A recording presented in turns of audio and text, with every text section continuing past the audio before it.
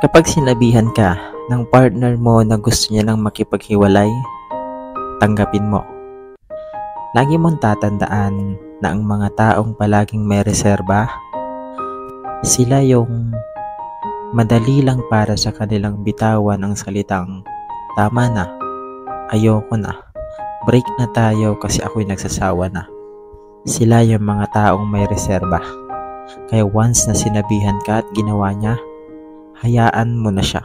Huwag kang manghahabol at mangungulit, lalo na kung palagi niyang ipinaparamdam sa iyo ang sakit, mapa-emotional man o physical. Binabaliwala ka at tinatrato na parang basura. Lumayo ka na kasi ipinapakita at ipinaparamdam niya sa iyong hindi ka na niya kailangan.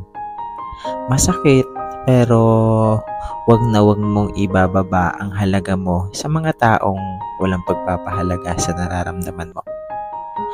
Palalabasin ka lang niyang ikaw ang may kasalanan para magawa niyang magpakasaya kasama yung taong pinili niya habang kayo pa.